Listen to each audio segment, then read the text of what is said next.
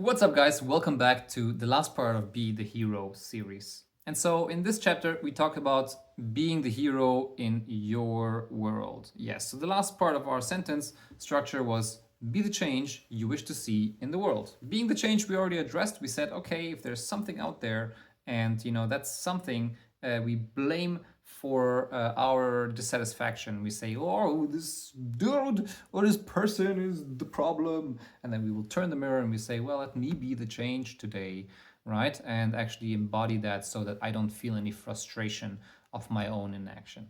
And then the second one was, how do we wish to see the world, right? And we notice, okay, well, those wishes and desires, instead of expectations that turn into disappointments, let us turn it into intentions that turn into nice, inspired action, right? And so, what's the last part? In your world. And that's an important aspect here because, well, many of us really walk around and we're kind of disagreeing with everyone around us.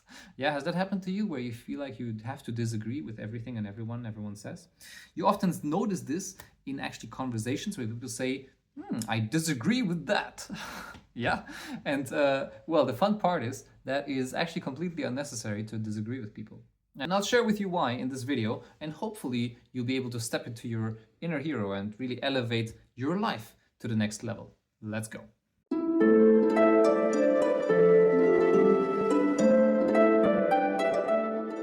It was 3 a.m. in the morning, and I was arguing with my flatmate about a very philosophical topic. It was about the meaning of life. Has this happened to you? And we were vehemently disagreeing with each other. We felt like, this is not how I see this. You must be wrong. Actually, I must be right. And somewhere in that discussion, as things moved on and kind of went a little bit more heated, I said something. I said, hey, but this is clearly this color, right? So I would point at a piece of paper and be like, this is clearly green. And so the other person would say in this case, actually for me, that's a different color. And that moment, I noticed something very crucial and important. I stopped there for a second. I made this distinction. I very clearly noticed that, hey, what I see in my world, you don't necessarily see in your world.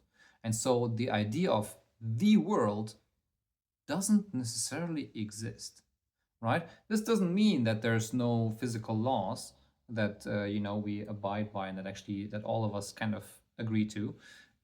It's just that, well, why there's certain universal laws that kind of govern the underlying way of things, it still matters actually what we buy into, what we allow into our world, and how we experience that.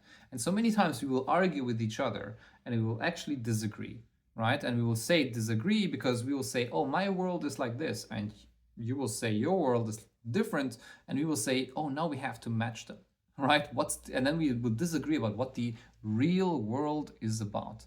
And actually, there's this fun moment that you can actually experiment with when you say, let me just not be so attached to what the real world is about. Let that world be on its own discoverable, right? Scientists are actually working on discovering that so that to see, well, is there some laws or rules or guidelines that we can test that as many people as possible, when they test it out in their world, it also happens for them, right? And so that's already a thing. Scientists are already checking that out. We don't have to, in a personal conversation, we don't have to start doing that too.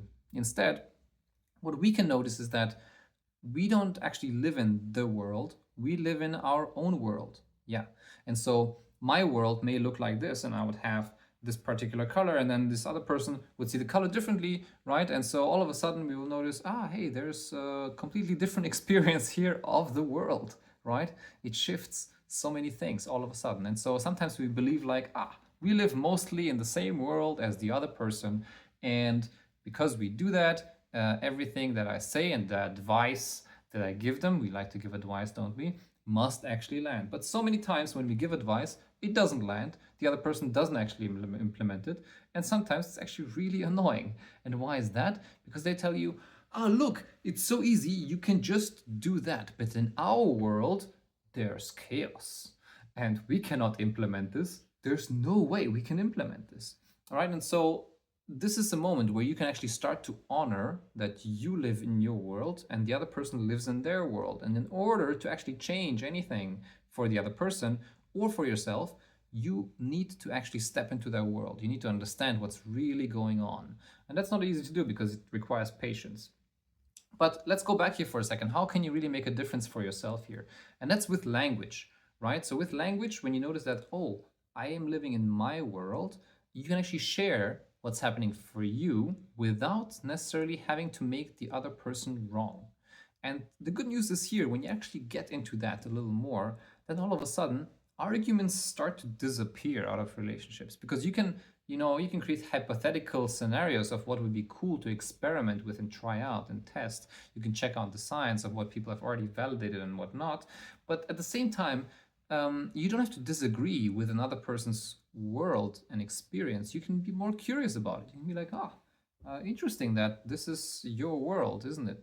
And then I don't have to disagree with it. Sometimes we disagree with people's observations about our own world. And that's kind of, that's just a way of self-defense to say, I look at you, like you don't even understand my world. Who are you to say that? I disagree. That's not the case. The world looks different for me. And that's really, really good to tune into as a habit, as a practice, to notice that our worlds are wildly different, like the sky and the grass, yeah, like the ocean and the universe, right? And so our worlds are so different that you can't even fathom to begin to understand how somebody else's world feels and looks like. Some people are in pain all the time, right? Some other people actually are blind, right? Some people have certain thoughts and mentations in their head, so they literally live in that world that's constructed by those thoughts and mentations. They don't even experience the outside world at all, right? And so our worlds are so very different, and that really helps you when you actually step into that idea and you say, well, let me be the hero or the shiro for somebody. You can actually do that without giving advice from your world, but by actually being more curious and tuning into what is really happening in their world. And a little bit like a researcher, try to understand what's really going on and paint the picture, and then ask, hey, is this how you actually experience the world? And they would say, oh my God, that's so true. You're the first person who actually understood that. And that's only because you're open to understand it. And so with that, relationships are so much more fun. And I bet you'll actually feel a lot better, and you'll also get so much more energy back when you stop disagreeing with anyone around you. So try this out and step into your own hero. And when you're done, let me know. Click a like, subscribe to the channel, maybe leave a comment, share this with anyone you like. Well, take the action you would love to take. And if you're ready, I'd love to see you in our next video.